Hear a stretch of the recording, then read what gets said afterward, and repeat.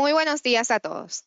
Sean bienvenidos al webinar número 37 de la jornada de webinars gratuitos de BDO Dominicana 2020.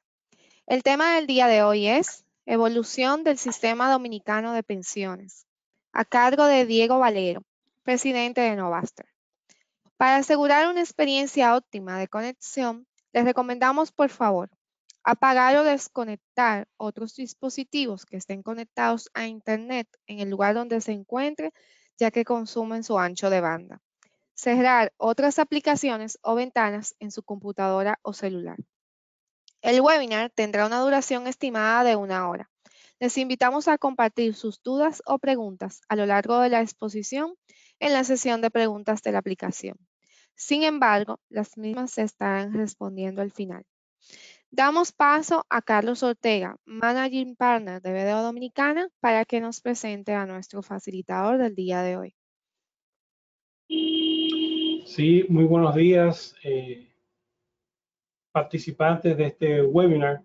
Como comentaba nuestra compañera, hoy tenemos con nosotros al doctor Diego Valero, presidente de Novaster, que es, Novaster es miembro del Multinational Group of Actuaries and Consultants.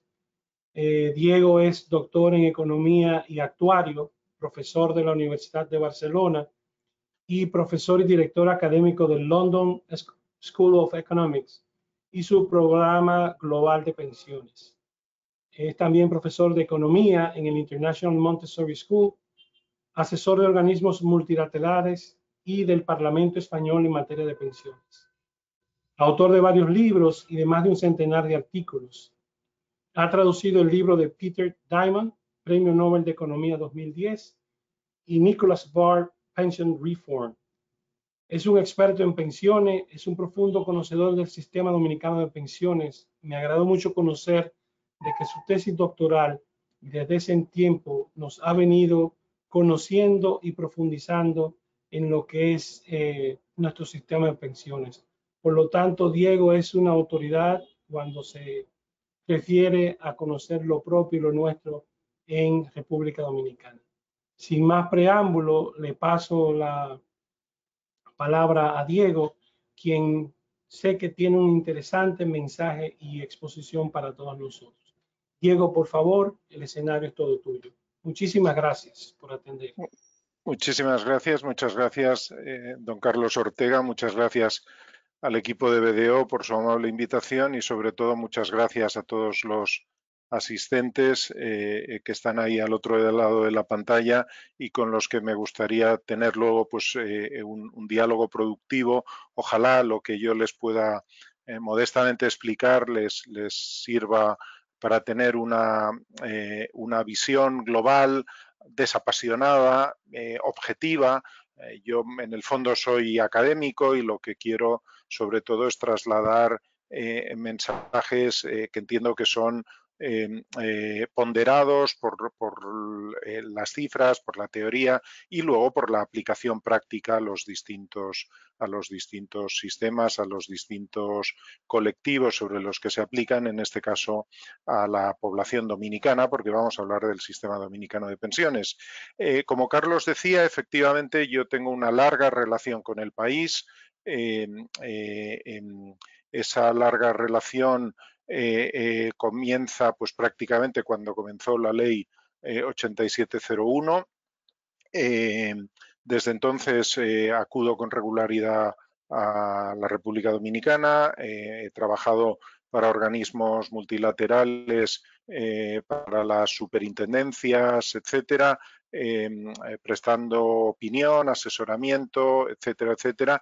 Y en ese sentido es cierto, como decía Carlos, que mi tesis doctoral estuvo basada en el caso dominicano, o al menos la parte práctica estuvo focalizada en el caso dominicano. Tesis doctoral, por cierto, de la que se editó un libro que Yo creo que ha sido el libro menos vendido en la historia de los libros, porque creo que se vendieron 4 o 5 ejemplares solo. Ni siquiera mi familia lo compró, con lo cual, bueno, pues es una de esas cosas que pasan. Obviamente era una tesis doctoral y eso, como decimos en España, suele ser un ladrillo difícil de leer. Espero que lo que hoy les explique no sea tan ladrillo y pueda hacerles ver una perspectiva que es la mía, obviamente, pero basada en esta experiencia en el sistema dominicano de pensiones. Un poco lo primero que quería comentarles es esta frase de Nicholas Barr y Peter Diamond. Como decía Carlos, yo tuve la inmensa suerte de traducir lo que es, desde mi punto de vista, la Biblia de las pensiones, que es el libro que ellos dos escribieron, que se llama Pension Reform, y que en español está traducido, no es reforma de pensiones, sino la reforma necesaria o algo así, ¿no? El editor le buscó un título un tanto particular, ¿no? Pero bueno, en cualquier caso está traducida al español. Si a alguno de ustedes les interesa, también está traducida al chino, pero no creo que sea el público mayoritario, y creo incluso que hay alguna versión en polaco. Yo no me responsabilizo de la china ni de la polaca, por supuesto, pero sí de la española.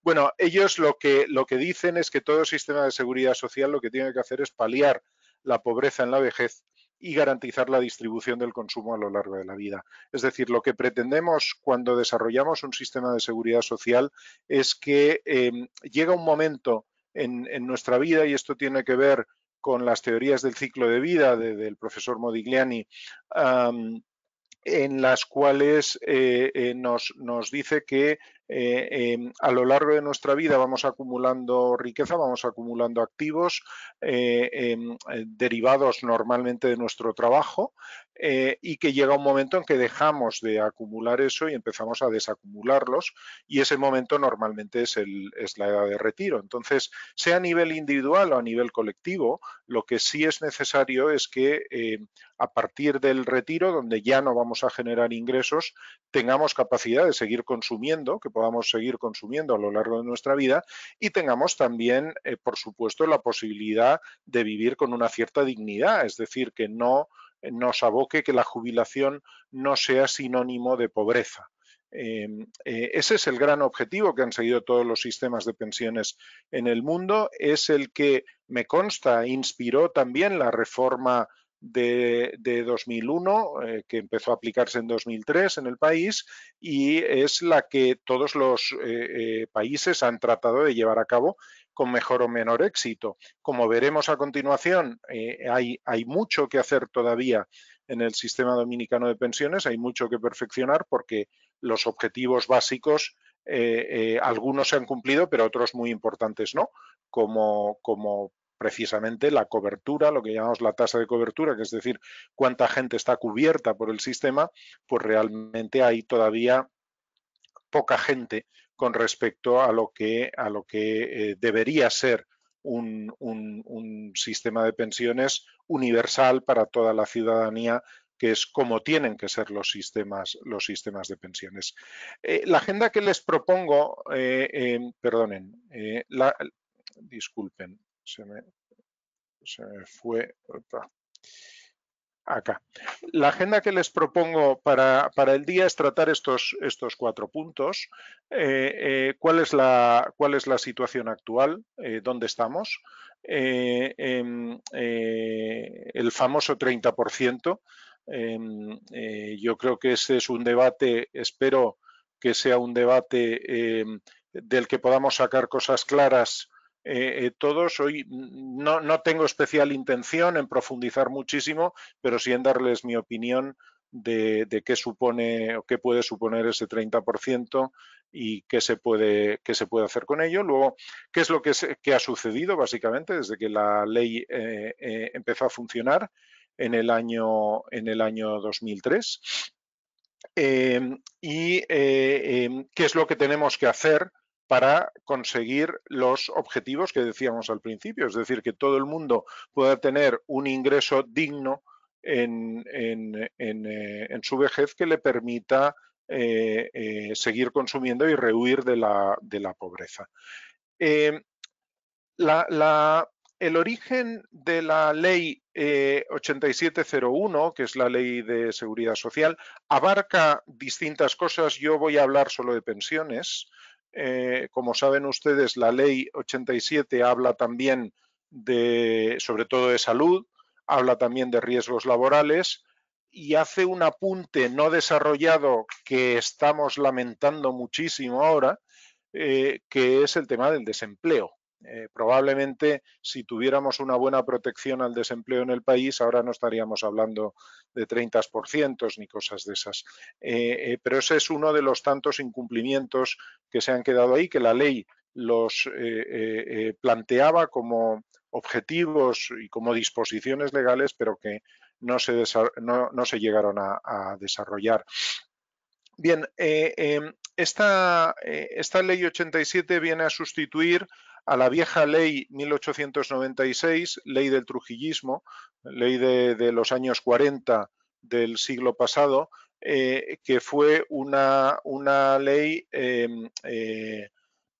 que esto no lo digo yo, sino que hay un cierto consenso general de que esa ley fue un auténtico fracaso. Esa ley no consiguió lograr los objetivos que cualquier ley de seguridad social o de protección a los jubilados, a las personas mayores, al adulto mayor, cualquier ley pretende, porque esa ley en los años finales, antes del cambio, había muy poca gente que podía acceder a una pensión.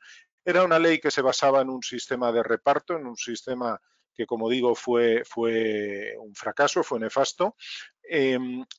Había muy poquita gente que tenía pensión, las pensiones eran bajísimas, la mayor parte de las pensiones eran pensiones mínimas, muchísimas pensiones por debajo de 800 pesos mensuales, más de la mitad de las pensiones por debajo de 800 pesos mensuales, la pensión media eran 1.500 pesos y además no tenían actualización con la inflación, con lo cual con las distintas subidas de precios posteriores que se iban produciendo, la pensión dejaba de tener prácticamente poder adquisitivo alguno. Por lo tanto, era una pensión que no funcionaba para nada.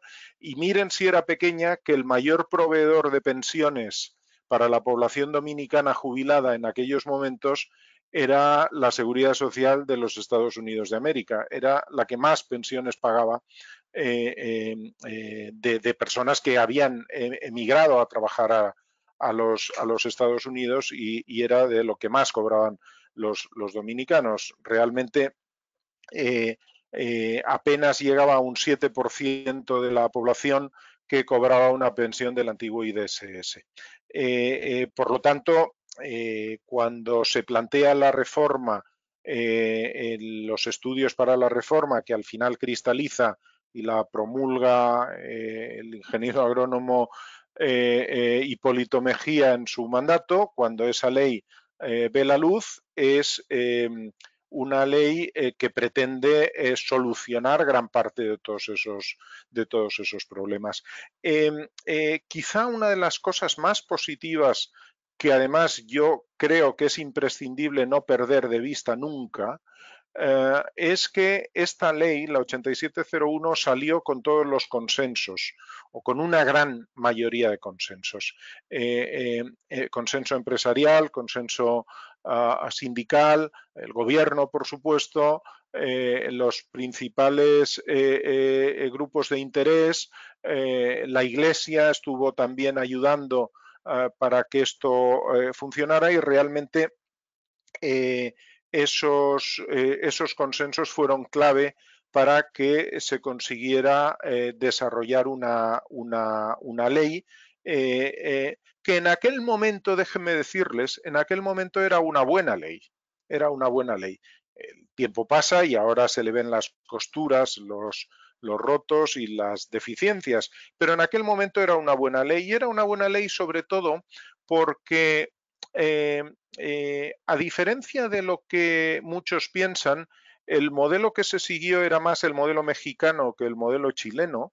El modelo mexicano era un modelo más evolucionado que el chileno y lo que hicieron los impulsores de la ley 8701 fue realmente estudiar los distintos modelos que había en América Latina de reformas estructurales, estudiaron también modelos en otros países, vieron también el modelo que tenía mi país, España, y yo creo que consiguieron hacer una ley muy equilibrada.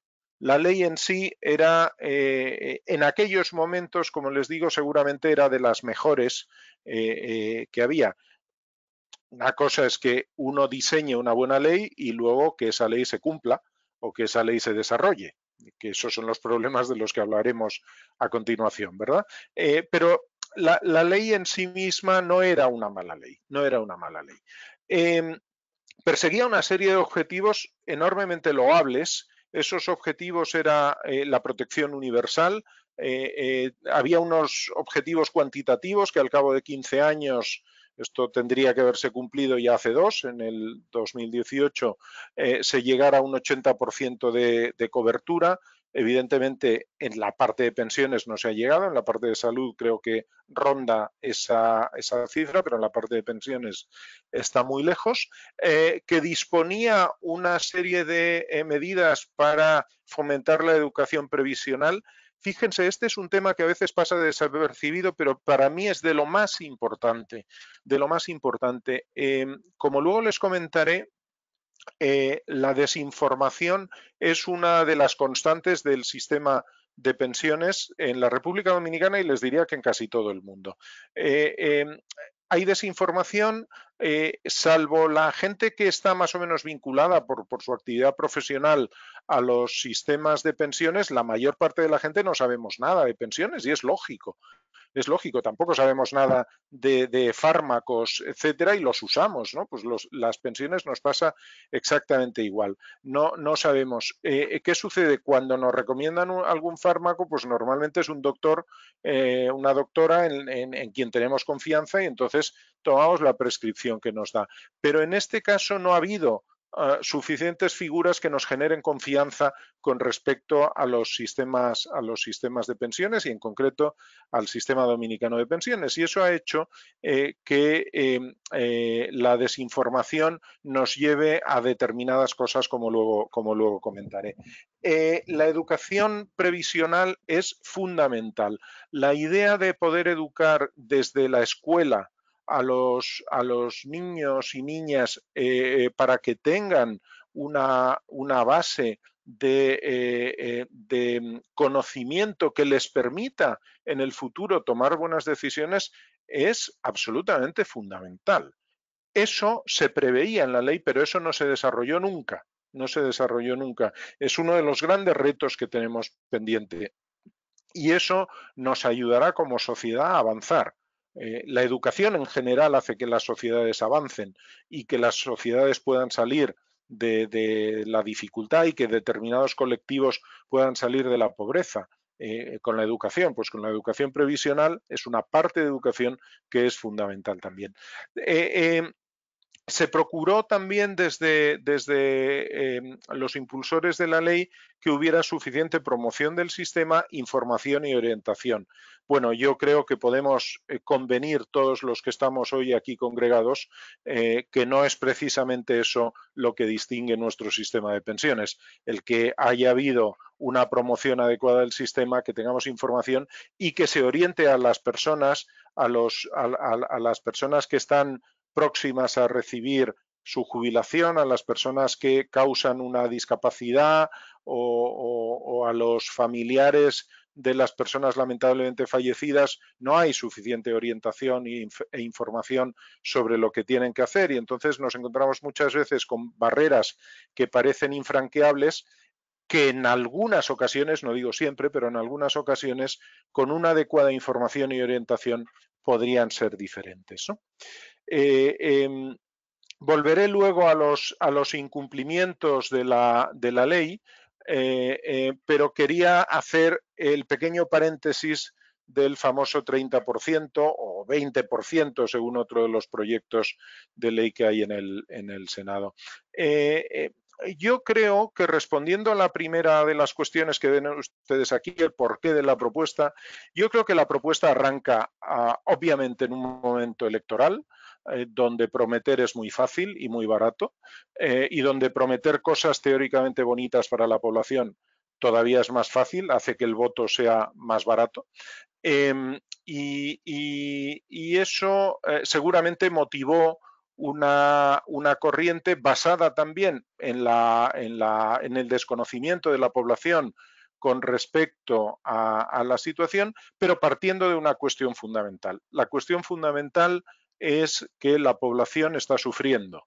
La población sufre la pandemia y desgraciadamente se nos han ido unos cuantos por la enfermedad y la población sufre la crisis económica que se ha derivado de esta pandemia.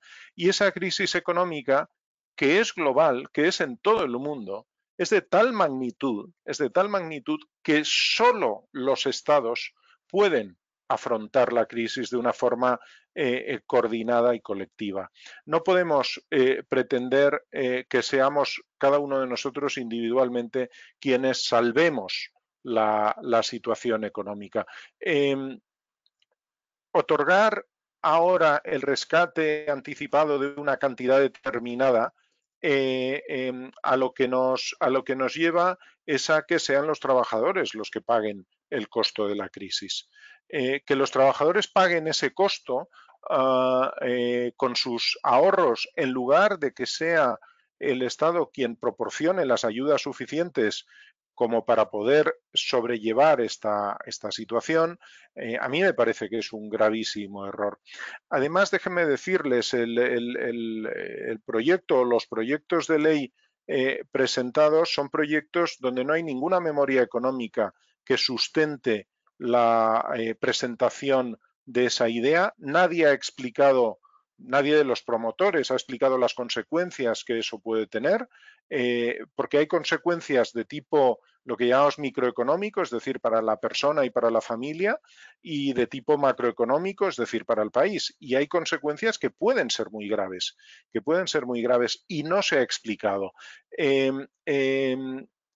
No se ha cuantificado nada y realmente se ha vendido como una especie de solución mágica para resolver los problemas de la gente que sufre. Déjenme, en primer lugar, empatizar con todas aquellas personas que lo están pasando mal, porque es absolutamente injusto que una situación como esta haya gente que realmente lo esté pasando tan mal. Pero además, seguramente los que peor lo están pasando ahora, probablemente no tienen 30% alguno que rescatar. Probablemente no tienen prácticamente nada ahorrado en su fondo de pensiones, porque quien más tiene ahorrado son las personas que han estado trabajando en la formalidad durante todos estos años y con salarios relativamente altos. Las personas con salarios bajos y que han transitado entre la formalidad y la informalidad o que han estado siempre en la informalidad, prácticamente no tienen nada. Entonces, las personas que más sufren son las que menos probabilidad tienen de poder retirar una cantidad que les permita sobrevivir. ¿Qué alternativas hay? Porque evidentemente la cuestión está, vale, no usamos el 30%, ¿qué hacemos entonces? Para que la gente no se muera de hambre, para que la gente no sufra lo que está sufriendo. Pues miren, yo creo, déjenme hacer una mini explicación de la crisis económica actual. Yo creo que esta crisis, a diferencia de la gran recesión de 2008, por ejemplo, y años subsiguientes, esta crisis es una crisis que no está impulsada por la economía. La otra sí, la otra era una crisis derivada de las instituciones económicas. El sector financiero e hipotecario se desmoronaba y eso nos salpicó a todos. En este caso, la crisis no es una crisis de origen económico, es una crisis que se ha generado por el confinamiento global en el mundo y por la paralización de la actividad derivado de una pandemia como la del la COVID-19. Lo que tenemos que intentar hacer Lo que tenemos que intentar hacer, lo que los gobiernos y las instituciones multilaterales tienen que intentar hacer es considerar que esto es como un paréntesis en nuestra vida, es un paréntesis en el cual hay que tratar que se mantengan las cosas durante ese tiempo porque luego la economía reacciona. Obviamente en países, miren, la República Dominicana y España son países que dependen en gran medida del turismo. Y el turismo ya saben cómo están, se cortó por completo. Ayer leía datos acá en España, ha llegado un 10% del turismo habitual, por lo tanto la caída en nuestro Producto Interno Bruto es tremenda, es tremenda. Pero sabemos que en cuanto esto pase, si hemos conseguido aguantar las estructuras productivas, en cuanto esto pase, la economía vuelve a funcionar, vuelve a crecer y vuelve a los ritmos anteriores porque la economía no estaba dañada. ¿Qué es lo que hay que hacer entonces? Pues que durante este tiempo, durante el tiempo que dura esta situación dramática, los estados tienen que hacer una política de apoyo completo a los ciudadanos y a las empresas, muy especialmente a las pequeñas empresas, a las medianas empresas y a las MIPYMES, a los independientes. ¿En qué sentido? Facilitar liquidez. Hay que dar dinero, hay que prestar dinero con muy pocas o ninguna garantía incluso, a tipos de interés muy bajos que permitan mantener el empleo. Si los trabajadores siguen teniendo su empleo, no caen en el desempleo, no se quedan sin ingresos y pueden seguir consumiendo. Y si siguen consumiendo, los negocios de consumo pueden seguir funcionando. Por lo tanto, es importante que no se pare la rueda. ¿Cómo no se para la rueda? Poniendo dinero en las empresas, no en las personas de forma individual, porque el uso que hacemos las personas normalmente de lo que se llama el helicopter money, que más o menos es lo que sería el 30%, el uso que hacemos las personas de eso muchas veces es un uso no racional, es un uso muy movido por el cortoplacismo y normalmente está absolutamente demostrado que nos equivocamos en nuestra toma de decisiones. Por lo tanto, en todo eso lo que les quería decir es que hay soluciones. El gobierno dominicano ha recibido en un espacio de 2 años aproximadamente alrededor de 700 millones de dólares de organismos multilaterales muy focalizados en esto, los últimos 400 del Fondo Monetario Internacional, precisamente para esto. Pues ahí hay que dar apoyo a las empresas, a las pequeñas empresas, a los independientes y en su caso a todas aquellas personas que realmente no tienen, y además es fácil ubicarlos. Hay un sistema que es el SIUBEN, que es un sistema que funciona razonablemente bien para identificar a la gente que con necesidad de recursos. Bueno, en esos casos lo que se puede hacer no es dar dinero directamente, pero sí apoyar con todo tipo de subvenciones a la canasta básica. Por otra parte, como les decía, hay implicaciones macroeconómicas muy importantes. Yo creo que se han explicado muchísimo, desde el gobernador del Banco Central hasta bueno, pues muchísima gente de la academia, etcétera. No quiero insistir en ello, pero que pueden producir claramente subida de precios y problemas con la tasa de cambio.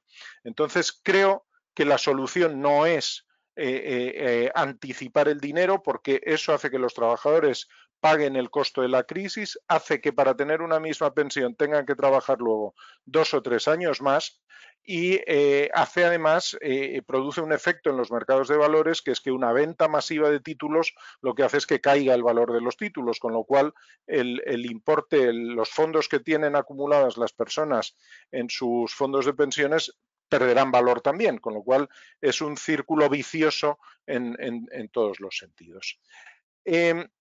Bueno, ¿qué es lo que sucede desde que la ley empieza? Yo antes les decía, la ley no era una mala ley, sin embargo, los resultados son decepcionantes. ¿Por qué? Bueno, yo creo que han pasado muchas cosas. Por una parte, gran cantidad de incumplimientos. Para empezar, los independientes y cuentapropistas no están en el sistema. Deberían estar a través de un régimen que se llamó régimen contributivo subsidiado, donde era el lugar donde se albergaba a los independientes y cuenta propia. pero nunca se desarrolló. Por lo tanto, estas personas están obligatoriamente en la informalidad. No es una informalidad voluntaria, es una informalidad obligatoria porque el sistema no les permite entrar al sistema. Incluso, fíjense, hay una iniciativa que a mí me parece súper interesante, que es la de la cooperativa Musol, que ejerce como patrón virtual de muchos independientes y gracias a eso les ha permitido entrar al sistema y que todas esas personas puedan cotizar y puedan tener derecho a su pensión, ¿no? El régimen subsidiado, o sea, el único que funciona más o menos es el régimen contributivo. El régimen subsidiado, que era el de pensiones mínimas, pues prácticamente tampoco en pensiones no ha entrado en funcionamiento. Creo que el año pasado se otorgaron como 3.000 pensiones o algo así, y eso es nada comparado con lo que se necesita. Sin embargo, tenemos un fondo de solidaridad social con más de 40.000 millones de pesos que precisamente está para eso, para la cobertura de las pensiones mínimas para la gente que no pueda alcanzar una pensión contributiva según el régimen contributivo. Es decir, tenemos los fondos, pero no se ha implementado el régimen que permita acceder a esos fondos. Eso suena hasta ridículo, ¿verdad? El gran problema que tiene el mercado laboral dominicano, piensen que la seguridad social, tal como la hemos concebido hasta el momento, y eso habrá que repensarlo, pero tal como la hemos concebido hasta el momento, el sistema de seguridad social está muy basado en el mercado laboral. Entonces, con un mercado laboral donde la informalidad alcanza cerca del 60% y donde aún los formales de los que están en el sector formal, primero la mitad está en el sector público, o más de la mitad, y aún así los que están en la formalidad, aún así existe mucho fraude porque se cotiza por salarios inferiores, porque se hace todo tipo de trampas, algunas con cierto soporte, hasta digamos con alguna resolución del Consejo que ha permitido que eso se hiciera. Pero bueno, creo que eso está ya en un proceso de conciencia de que eso no puede ser así. Tenemos un sistema muy fragmentado porque aunque pensamos que todo es el sistema de cuentas individuales, el sistema de capitalización, pero hay conocido un 15% que está en sistemas previos de reparto y desconocido bastante más. Son sistemas preexistentes, sistemas que normalmente responden, no siempre, pero responden a algunos grupos de presión que tienen capacidad de influir y que tienen unas pensiones privilegiadas que no tienen el resto de ciudadanos y que están en un sistema de reparto actuarialmente con serios déficits y muy probablemente cercanos o en camino de insuficiencia para los pagos, pero que financia el Estado, es decir, financia a todos los ciudadanos con sus impuestos. Hay algunos conocidos que regula la SIPEN, la Superintendencia de Pensiones, el de INAVIMA, por ejemplo, pero hay otros, el de los propios diputados, por ejemplo, que hasta donde yo sé no hay control alguno. Por lo tanto, ese sistema no ayuda a que tengamos un buen esquema y eso forma parte de los incumplimientos. Otro muy importante es el bono de reconocimiento. La ley decía que todas las personas que hubieran cotizado anteriormente al IDSS iban a tener como un cheque que les diera el gobierno para el momento de su retiro. Bien, pues hay gente que ya se está retirando, pocos, pero se están retirando y no tienen ese cheque ni se le espera al cheque. Y eso es un gran problema también, porque la gente que tuvo que obligatoriamente ir al sistema, que eran los menores de 45 años, pero gente, por ejemplo, con 44 años que tuvo que entrar al sistema, que a lo mejor había estado 20 años cotizando al IDSS, todo ese dinero se perdió. Nadie se lo ha reconocido y entonces, claro, su pensión en el régimen contributivo es muy pequeña porque solo ha cotizado desde el año 2003 hasta la fecha de su retiro. Por lo tanto, habrá cotizado 16 años y se habrá perdido 20 o 25 años de cotización en el sistema anterior. Eso no se puede consentir, eso hay que arreglarlo. Y luego, la política de inversiones, la regulación de las inversiones ha sido de una forma muy conducida a financiar al Estado. Para los afiliados no ha sido malo, porque las rentabilidades que ha estado ofreciendo el Estado han sido muy altas, por lo tanto, no ha sido malo, pero lo positivo de un sistema de capitalización individual como tiene la República Dominicana y muchos otros países en el mundo, una de las cosas muy positivas que tienen es que se puede invertir en desarrollar la economía del país, es decir, se puede invertir en empresas del país, se puede invertir en el Estado para que construya infraestructuras, para que haya desarrollo y para que haya más empleo, y ese es el círculo virtuoso de los sistemas de capitalización individual. Si se corta en la parte de inversiones, nos quedamos con una pata coja. Es decir, las inversiones sí han estado rentando muy bien. De hecho, la rentabilidad de los fondos de pensiones dominicanos hoy en día es la mayor de toda América Latina, pero eso a largo plazo no es el objetivo o no es solo el objetivo de un sistema de pensiones como este, que puede generar una mayor riqueza dentro del país. Con respecto a la desinformación, que les decía que es una de las grandes lacras, ya hemos hablado de la educación previsional. Mucha gente se queja del sistema porque dice: yo no conozco a gente que esté cobrando una pensión, pero nadie les ha explicado que es que no hay jubilados todavía, que los primeros jubilados empezaron a llegar hace poco más de un año. Entonces todavía hay muy pocos jubilados, no es una referencia. Y lo que cobran estos pocos jubilados, a los que no se les ha reconocido ese bono que antes decía por parte de los distintos gobiernos, claro, la pensión que tienen es pequeña. Si nuestra referencia es esos pocos jubilados con su pensión chiquita, pues evidentemente el sistema es un fracaso. Pero es un problema de una muy mala información y luego de algunos incumplimientos que hemos estado comentando. La desinformación conduce a la desconfianza. La desconfianza conduce también a que se puedan repetir mentiras hasta que se convierten en verdad, los fakes que llamamos, ¿no? Por ejemplo, una de las que se repite incesantemente es que se calculan las pensiones hasta los 110 años, y eso no es verdad. Eso no es verdad. Las pensiones se calculan hasta la esperanza de vida de los dominicanos, que están 76 años aproximadamente. Lo que pasa es que hay un mecanismo actuarial detrás que hace que se consideren tablas de mortalidad, que pasa en todo el mundo, que duran de 0 a 110 años, pero eso pasa en todo el mundo. Pero eso no quiere decir que se considere que las pensiones de los dominicanos van a ser, o que la gente va a vivir todos hasta los 110 años, ni muchísimo menos. Eso es una barbaridad, pero que hace daño al sistema.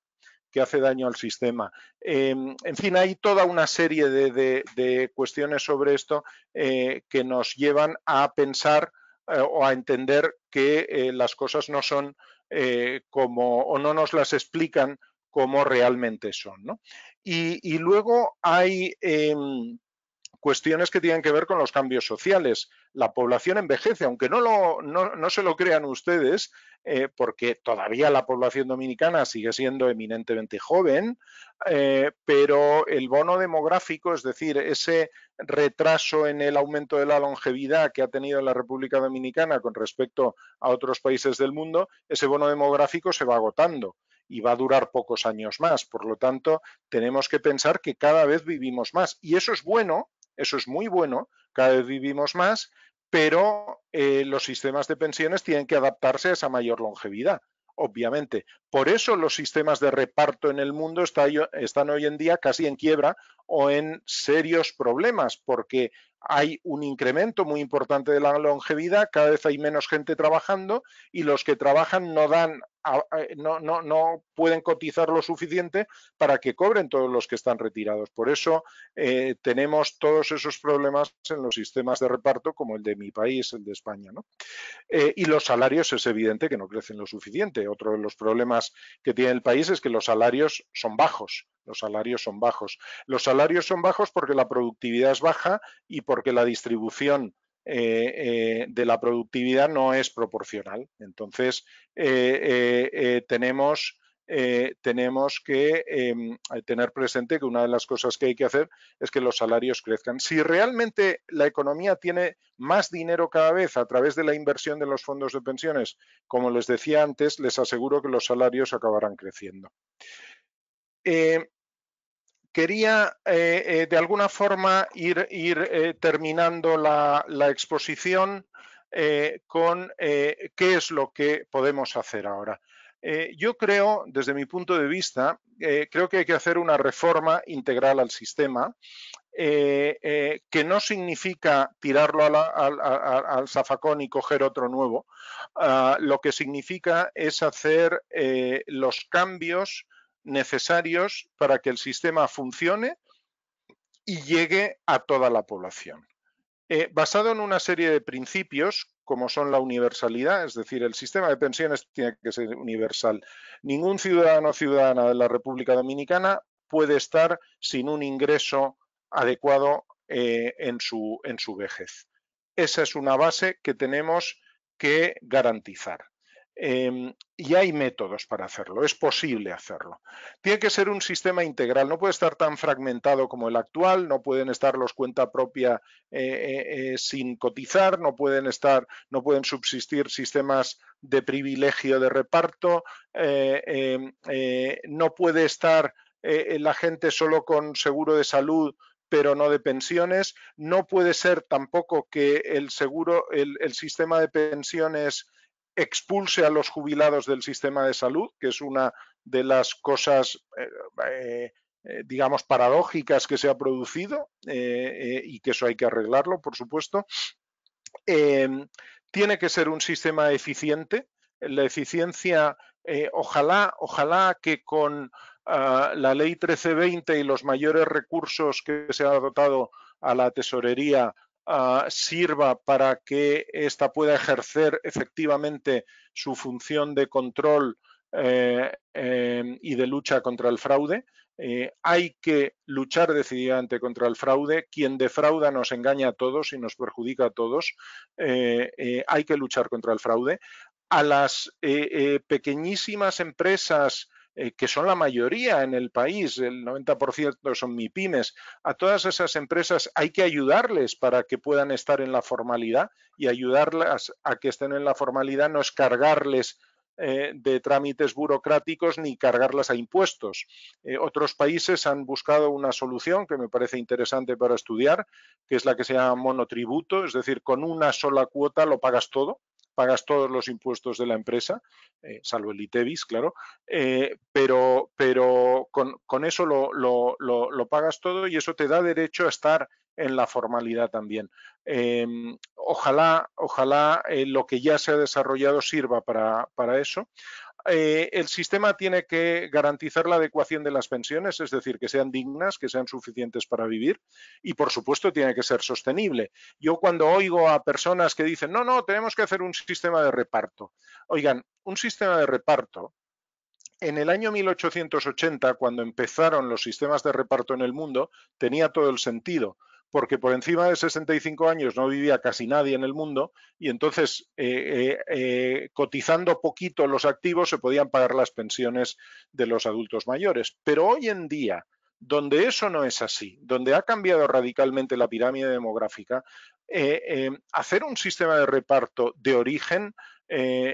Otra cosa es que los que tenemos sistemas de reparto no lo podemos cambiar radicalmente por los costos enormes que tiene, aunque lo estamos intentando.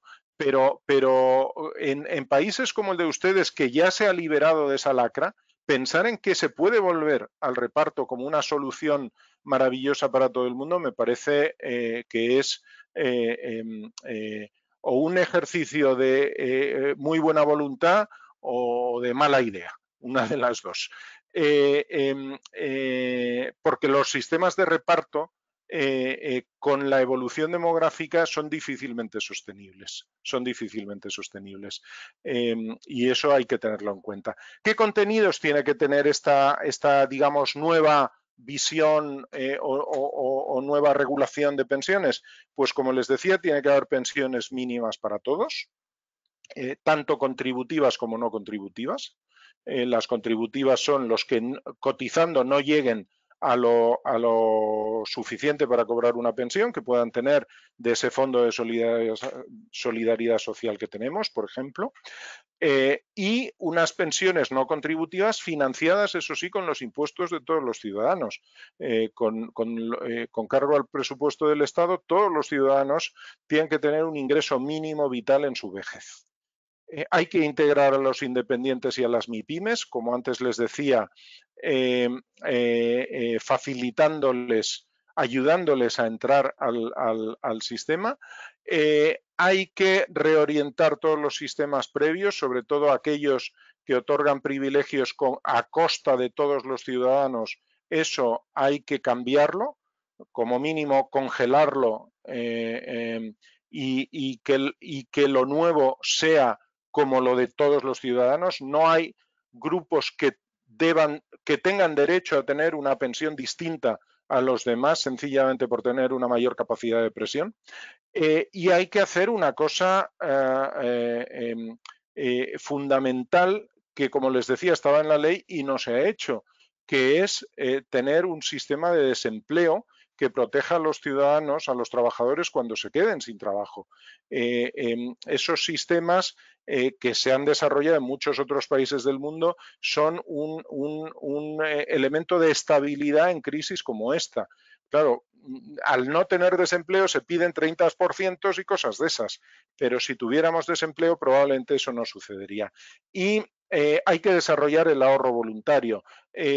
Piensen una cosa, con los aportes que se está haciendo, que se hace al sistema de pensiones, fíjense, en la República Dominicana, en global a la cuenta de ahorro va un 8,4%. De aporte sobre el salario, que la mayor parte lo paga el empleador y una pequeña parte, el 70% lo paga el empleador, el 30% lo paga el trabajador. Eso va a la cuenta de ahorro, es un 8,4%. En los países que tienen pensiones razonablemente altas, los aportes están cercanos al 25-30%. Obviamente es imposible pensar que hagamos aportes del 25% del salario, es absolutamente inviable. Pero lo que sí hay que garantizar es, primero, que con ese aporte del 8,4%, cotizando toda la vida y con una buena rentabilidad, al menos se alcanza una pensión mínima suficiente para vivir. Y luego, quien quiera y pueda, que tenga la capacidad de generar ahorro voluntario para complementar esa pensión futura. Estas son algunas de las ideas que quedo, por supuesto, ahora a su disposición para comentar en todo lo que consideren oportuno, y desde luego lo que repetiría es la idea de los consensos. Es muy importante que esto se haga consensuadamente, que todos los interesados al sistema se puedan sentar, puedan discutirlo, puedan hablar de ello y puedan lograr, aunque tardemos un poco más y sobre todo, ojalá fuera del debate electoral, que podamos estudiarlo tranquilamente. En los países que han abordado reformas exitosas en el mundo se tomaron su tiempo con expertos nacionales e internacionales, oyendo a los empleadores, a los sindicatos, a los grupos de vecinos, a todo el mundo que tiene una implicación con el sistema. Hay que hacerlo bien, hay que hacerlo con la suficiente tranquilidad y fuera del debate electoralista de un momento dado o de las grandilocuencias sobre los mensajes. Yo creo que eso es fundamental. Por mi parte, nada más. Quedo quedo a la orden para todas las preguntas o comentarios que quieran realizar y si soy capaz, pues se las contestaré. Me van llegando por el chat.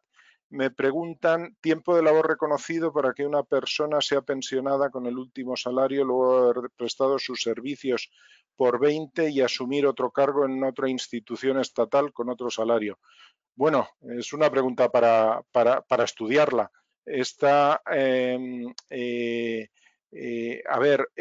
Teóricamente el reconocimiento de aportes al sistema está, como les decía antes, lamentablemente, solo desde el año 2003. Es decir, solo están reconocidos aportes que se hicieron ya al sistema de fondos de pensiones a una AFP. Por lo tanto, ahora solo llevamos 17 años de reconocimiento. Falta ese bono de reconocimiento que les dije que nunca se honró, que eso nos permitiría ayudar a esto. No habría problema por pasar a una institución estatal, porque las instituciones estatales están obligadas también a cotizar al sistema de pensiones y por lo tanto le sumarían los años de nuevo a esto. El problema está que si ha prestado servicios hoy en día por 20 años en una empresa privada, desgraciadamente solo tiene reconocidos desde el año 2003. Este sistema garantiza una pensión razonable. Bien, este sistema tenía el objetivo de garantizar una pensión razonable, pero no la garantiza por todos los incumplimientos que les he comentado. Es decir, sí estaba diseñado para tener una pensión razonable, pero hoy en día a mucha gente no le alcanza para una pensión razonable, tal, insisto, como he estado comentando cuando les ponía de manifiesto el catálogo de incumplimientos que se han dado. Si todo eso se hubiera cumplido, mi respuesta a esta pregunta sería sí, pero hoy mi respuesta es no. Siguiente pregunta es, ¿qué sucede con un empleado que trabaja con un salario medio y la empresa lo reporta a la TSS con un salario mínimo, pero el descuento que le realiza por nómina es en base al salario que le entrega? Oigan, eso es un delito, eso es un fraude monumental y lo que tiene que hacer esta persona es denunciar a su empleador. Si le están haciendo esto es un fraude. Esto es claramente un fraude. A usted tienen que reportarle a la tesorería lo mismo que le descuentan y lo que le tienen que descontar es sobre el salario que usted está recibiendo. Y ya está. Y cualquier otra cosa fuera de eso es un fraude. Y ese fraude es denunciable y perseguible. Ahora la tesorería tiene capacidad para perseguirlo.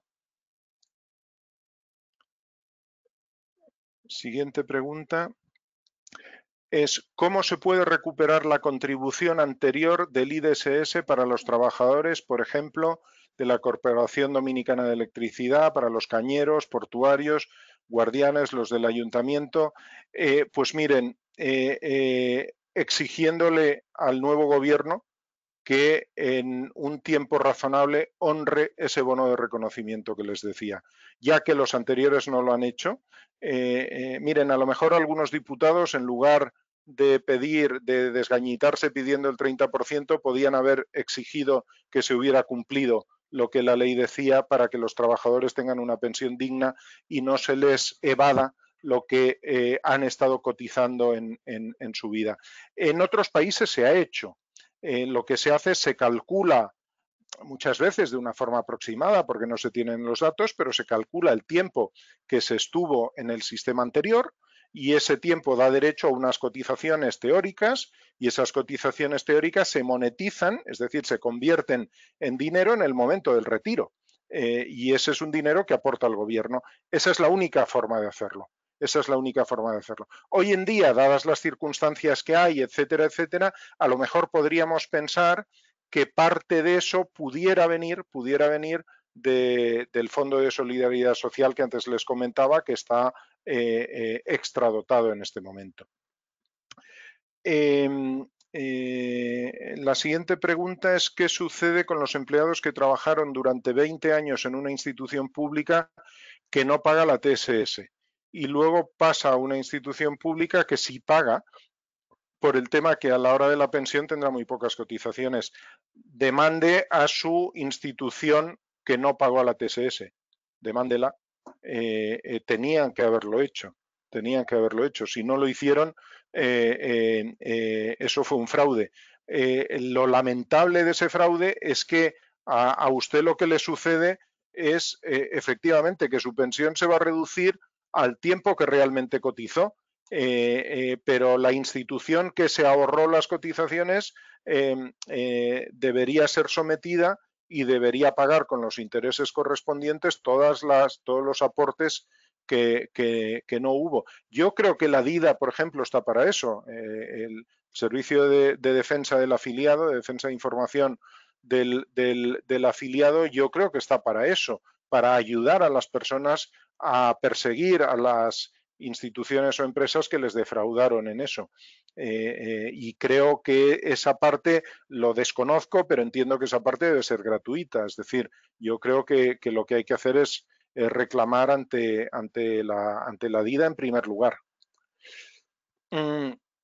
¿Cuál es el país que actualmente tiene mejor sistema de pensiones y por qué? Bueno, aquí probablemente son opiniones, ¿no? Aquí yo les podría dar opiniones. Cada sistema de pensiones debe adecuarse a las circunstancias de la sociedad a la que sirve el sistema de pensiones. Es decir, no podemos decir, por ejemplo, yo les puedo decir, no sé, me gusta el modelo canadiense o me gusta el modelo de Costa Rica, pero a lo mejor esos modelos en la República Dominicana no funcionan. Yo creo que cualquier modelo de pensiones tiene que tener 3 escalones. Y con esto le respondo a lo que creo que es un sistema óptimo de pensiones. Creo que tiene que tener un escalón, un primer piso, que es de pensiones universales para todo el mundo, pensiones que superen el umbral de la pobreza. Eso para todo el mundo, para todos los ciudadanos. Luego hay otra parte, hay otro piso, que es el del régimen contributivo en la República Dominicana o de los sistemas contributivos en cualquier país, que es en función al esfuerzo de cotización que uno hizo a lo largo de la vida, tiene una pensión que corresponde a ese esfuerzo contributivo. Y ese esfuerzo lo realizan, el primer piso lo paga el Estado, el segundo piso lo pagan empresas y trabajadores, cotizan empresas y trabajadores, a veces el Estado ayuda a través de incentivos fiscales, puede estar bien, y luego un tercer piso de ahorro voluntario. Eso siempre junto a 2 elementos adicionales que son los fondos para el desempleo y luego otra cosa que no he hablado en la presentación, pero que sí les comento ahora, creo que vinculado a los sistemas de ahorro a largo plazo hay que constituir también fondos de emergencia. Hay que constituir fondos vinculados al largo plazo, vinculados al retiro, pero fondos que sean disponibles previamente en caso de emergencia, que estén en cuentas separadas. Yo creo que eso sería lo ideal. ¿Cómo determino cuál será mi sueldo o pensión al momento de cumplir con el tiempo de cotización y la edad para el retiro? Mire, eso no lo sabrá hasta que se retire, claro, cuál será su sueldo en ese momento. Lo que sí sugiero es que estén muy vigilantes de lo que cotizan sus empresas por ustedes, que realmente estén cotizando por su salario real y que en la medida de lo posible traten de posponer la jubilación el tiempo que ustedes puedan. Hay posibilidades de irse a los 57 años, la edad de retiro normal está a los 60 y una edad retrasada a los 65. En fin, yo no le voy a decir a nadie a qué edad tiene que jubilarse, pero piensen que después del retiro van a vivir 20 años más. Entonces hay que acompasar el tiempo de trabajo con el tiempo de retiro.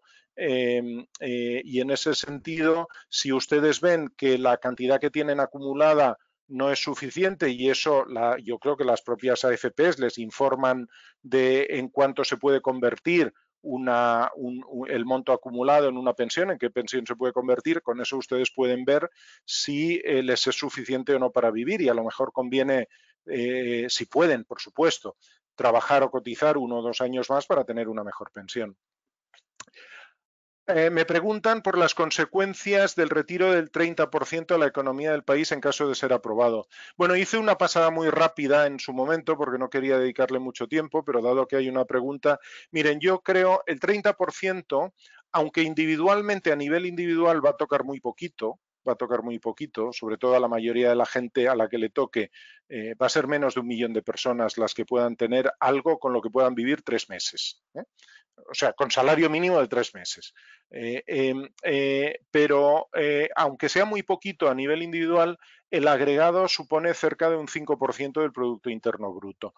Esto es una cuestión de economía bastante básica, en la cual si hay más dinero en circulación, es decir, si la demanda aumenta y la oferta se mantiene constante, lo que pasa es que suben los precios.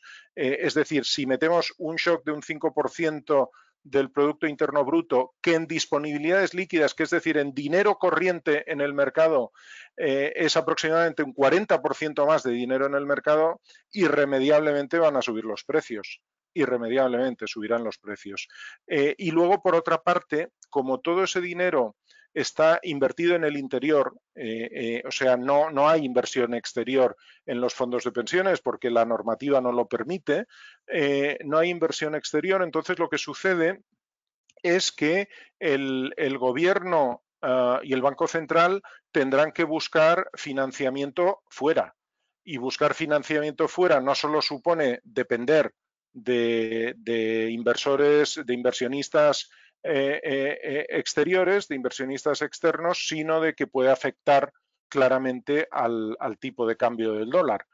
Con lo cual, el efecto es combinado, subida de precios interiores y subida de precios derivado por la subida del tipo de cambio. Por lo tanto, yo creo que las consecuencias pueden ser nefastas para la economía dominicana y, por tanto, para los ciudadanos dominicanos.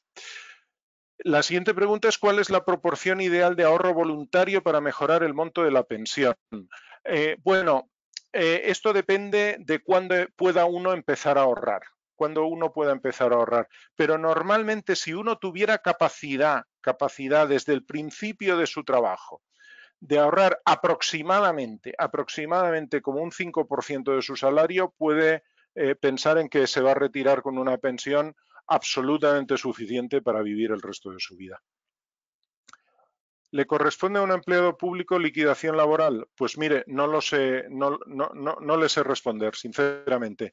Yo creo que esto es del Código de Trabajo, y del Código de Trabajo sé un poquito del artículo 80 sobre las prestaciones laborales, pero desconozco, lo siento, desconozco si las instituciones públicas dan prestaciones laborales o no. ¿Cómo el modelo dominicano va a resolver el tema de la devaluación y la inflación? Bueno, entiendo, supongo que es vinculado a lo del 30%, ¿no? Si es así, pues la única forma es que el Banco Central inyecte, o sea, que haga políticas de esterilización y que trate de estabilizar el tipo de cambio, pero eso le cuesta dinero al Banco Central. Yo creo que eso no va a ser muy costoso. Miren, en Chile, que se aprobó, Chile y Perú han sido los dos únicos países en el mundo que han aprobado el retiro anticipado. En Chile son los del 10% y además, como probablemente sepan muchos de ustedes, no fue tanto una decisión de lógica económica, sino una decisión de castigo al gobierno, que defendía el no hacerlo y que entonces hubo hasta diputados de su bancada que votaron en contra porque hay elecciones el año que viene, el gobierno de Piñera está en los más bajos niveles de popularidad, etcétera.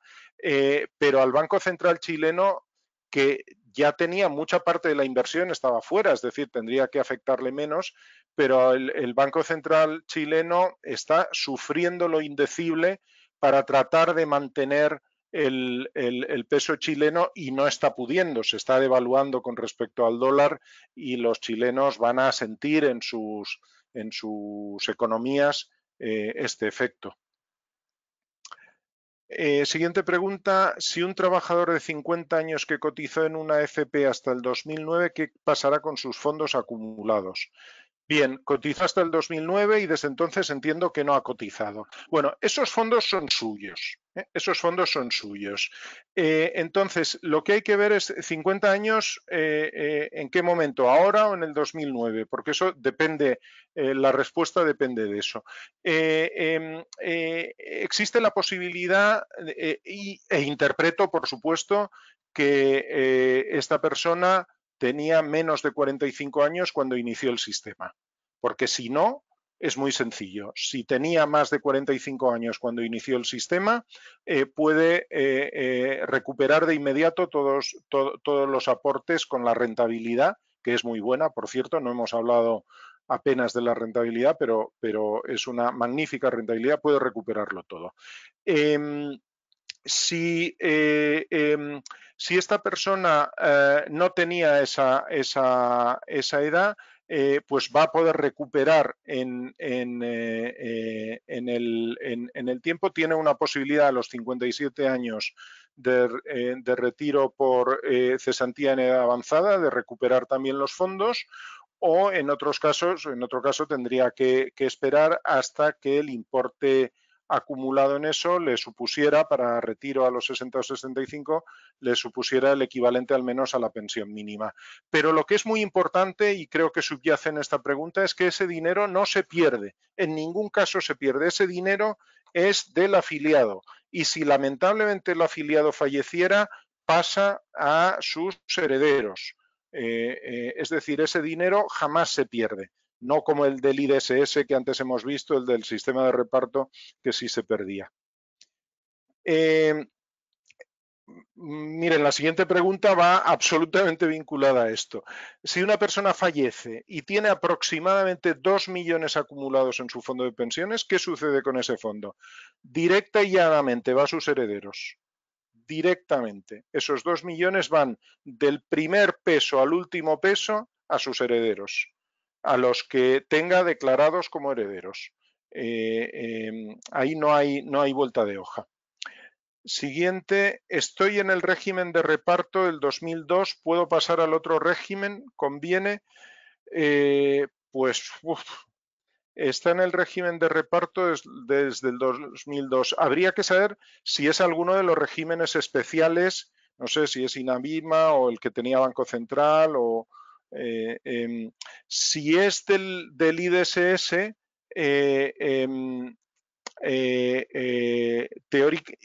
bueno, puede ser que sea mayor de 45 años, con lo cual sí podía mantenerse en el anterior.